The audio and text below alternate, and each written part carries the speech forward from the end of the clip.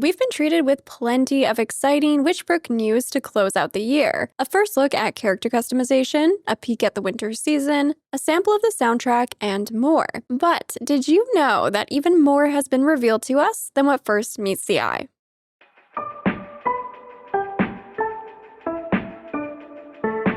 Hello friends, Sarah Sunstone here, and welcome back to Thinking Out Loud. Today, I'll be sharing my thoughts on some hidden details you probably missed in some of the latest Witchbrook news. If you appreciate my content and are excited for Witchbrook, please shine the lovely like button to let me know, and make sure you're subscribed to my channel with your notifications on so you don't miss out. But otherwise, without any further ado, let's get right into it. So all of these details I'm about to share were included in the third developer blog from the team, which of course I did cover, so that video will be linked in the description for you if you need to get all caught up to speed. The first environment we see here was actually just shown for a very brief second at the beginning of the customization showcase, but if we pause it, we can actually see fringe culture, which is likely where we're gonna go to change up our hairstyle, hair color, facial hair, maybe even some other features about our character's appearance. And this business is located next to another business called Fortunes Untold. And although we don't have any information on this business just yet, we could speculate that, it might offer some items or services related to fortune telling or other divination related activities. Possibilities could include tonics, maybe some luck or chance-based stats boosters, clothing items, or maybe even furniture items like whimsical plants, crystals, tarot cards. Who's to say? But I can't wait to frequent both of these establishments in the city of Mossport, and I'm curious to know what you would like to see on offer at Fortunes Untold. Let me know down in the comments. Next up, we actually have a ton of details to admire and break down in the footage that the team shared of the player character simply riding their broom. First of all, you'll notice that as the player passes behind buildings, portions of them will fade out so that our view isn't obstructed. We've also previously seen footage where the walls of buildings will fade out as we enter the interiors.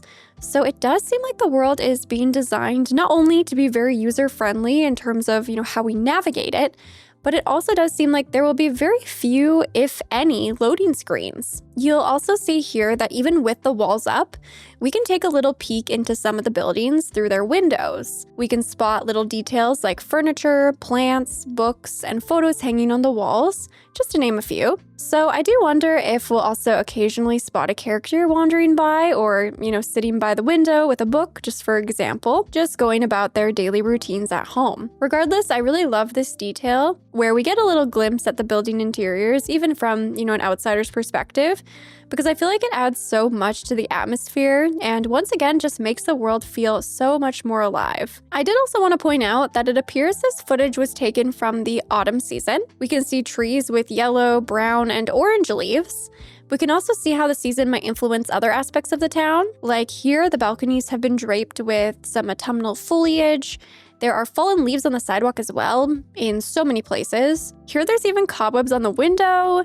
We can also spot pumpkins in planter boxes and wheelbarrows. And even this lamppost is covered in autumn leaves. It just feels like the entire world is going to undergo these beautiful seasonal changes, so I very much love that. And can't wait to see all the different corners of Witchbrook throughout the 4 seasons. Now, one very interesting detail, at least in my opinion, that you likely missed because it went by so fast, is this maintenance hole cover right here. Now notice how it's actually sparkling. Although this is simply speculation, I believe this indicates that we can interact with it using magic, because here in the trailer we actually saw this player character fixing up a water fountain, which was also sparkling before it was fixed. Interestingly, the same cannot be said for this scene here, where the player character is using their magic to help pick up a spilled bowl of lemons. However, this could have just been captured at a different stage in development, so it doesn't necessarily indicate any meaningful difference between, the different spells and projects the player is helping out with,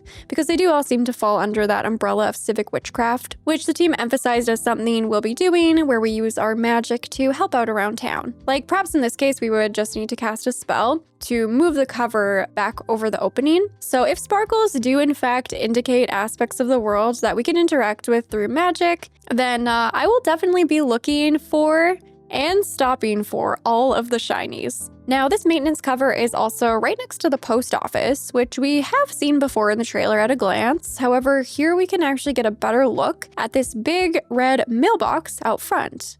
I do wonder if this is at all functional. Will we as the player be able to send mail to any of our fellow Mossport residents or classmates, or maybe even friends via multiplayer? Or will the post office's primary purpose be for quests in the form of side jobs? It has been previously implied that our life would continue on in Mossport after graduation, but also that we would be able to take on odd jobs while we're a student at Witchbrook College. In fact, a previous edition of the Witchbrook Oracle shared how many students at Witchbrook deliver letters for the post office, and plenty of this type of gameplay has also been shown off in the trailers. So if this turns out to be the case, I imagine this is a location that we would frequent quite often as players if we choose to accept these postal delivery jobs. Now, just about a block over on Mahogany Street, we can spot what appears to be a vending machine. Now, this isn't the first vending machine we've spotted, but this one does actually appear to offer snacks. It's tricky to say for certain, but this does look like a bag of chips and a can of pop on the top of the machine here. Now, whether these are functional or just decoration, I'm not entirely sure, but either way, I love the touch. However, I will remind you all of when we were first introduced to the Briny Brush, which is the local art shop found on the boardwalk. A previous edition of the Oracle shared some information about the Snippy Snaps vending machine, where residents could purchase different types of film for their camera. The team has also somewhat emphasized taking photos around town, as it seems an activity for us players to enjoy. So it would be interesting if we could pick up different types of film, offering different filters for the game's photo mode from the Snippy Snaps vending machine. And then if that were the case, who's to say other vending machines couldn't also be functional? On the corner of this block, we can also spot a business, which I believe to be a jewelry store. This little icon here looks like a ring,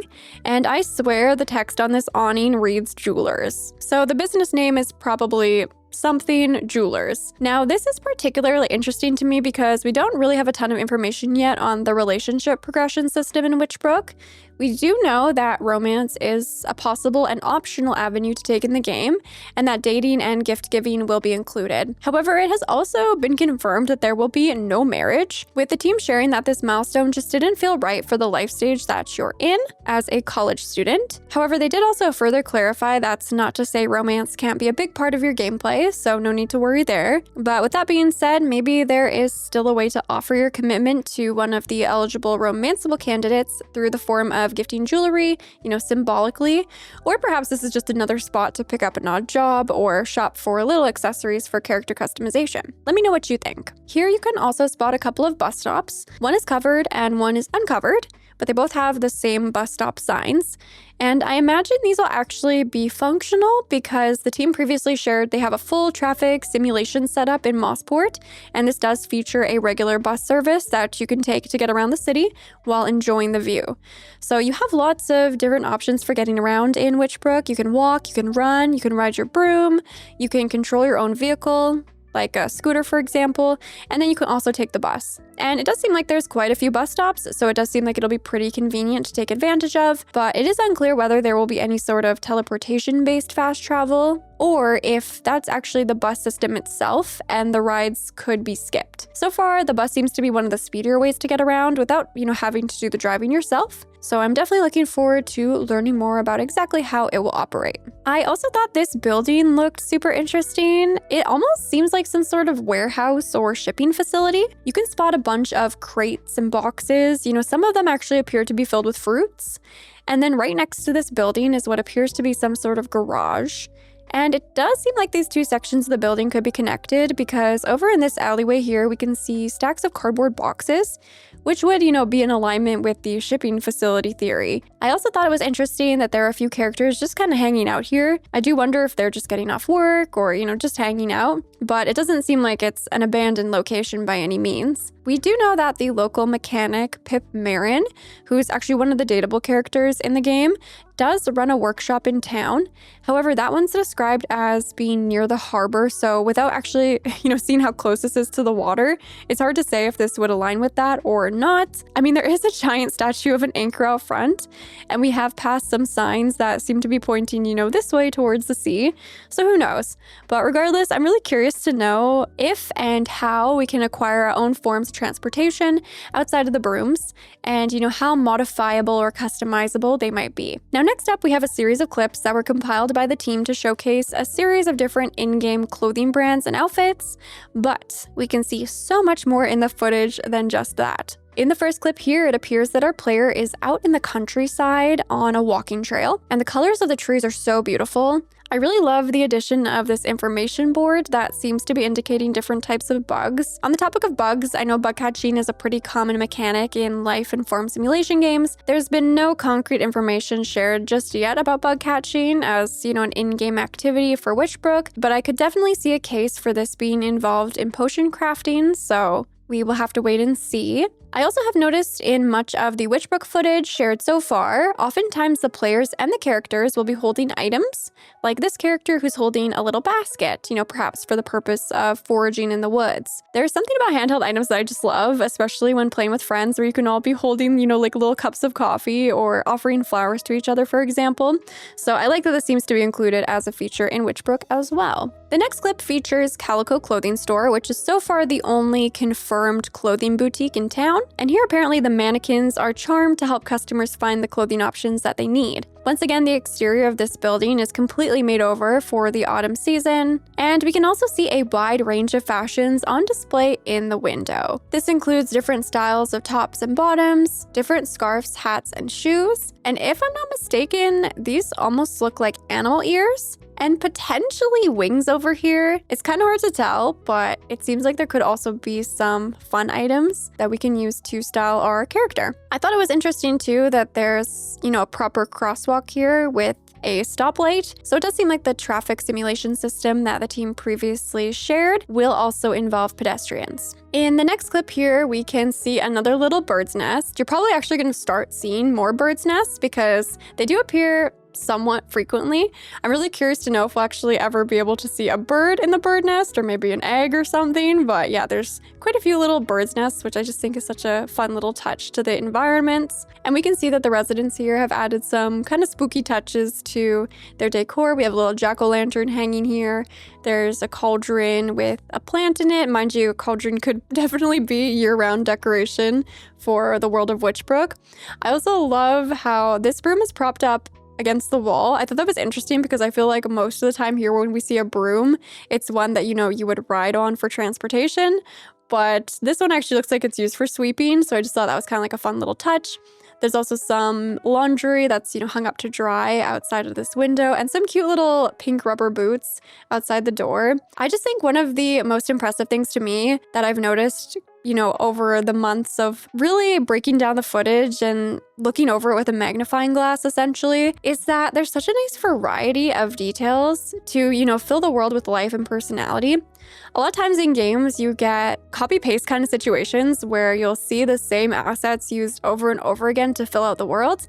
Granted, we are just getting, snapshots of the environments, but I'm always spotting something new alongside assets that are, also being used and repurposed, which, as they should be. It's not like there should just be one bike in the entire world or one bird's nest, but I just love the variety. I'm always spotting a new detail that I've never seen before. I say this time and time again, but these are the things I just appreciate so much because it adds so much life and personality to the world and, ideally immersion to our experience once we get to play the game. This environment also looks lovely. Now, this actually looks like it's out on a farm. We see, a big tractor over here on the right-hand side. And at the front door, there is a sign hanging above that has a big apple on it. So this could be an apple orchard, or it could just be a farm in general.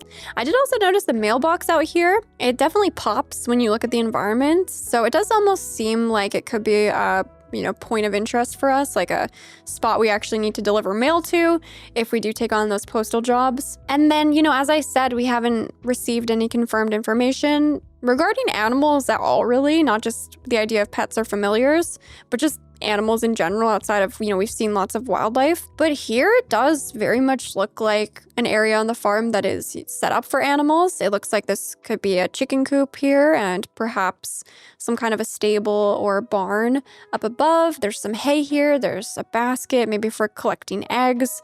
It does seem like there are animals here. We have another beautiful autumnal clip here of the player just strolling down this beautiful street. And this is actually located just past the post office, as we can see the red mailbox right here. Again, we have another very charming street. This one looks like it's, further out, maybe between the border of the city and the countryside, just based on the terrain and also the architecture style of the houses here. There isn't exactly anything specific I wanted to point out here, but I did want to appreciate how, once again, that attention to detail exists for how the buildings are designed in the city center versus, what seems to be further out in the countryside. The school has its own kind of architectural vibe to it. And then the final clip here is of a park that we have seen before, but we were just further, up northeast from here. Again, the park is completely transformed for the autumn season. And I also wanted to point out these two sculptures, which, they seem interesting. They could just be there for decoration. They could have some lore to them.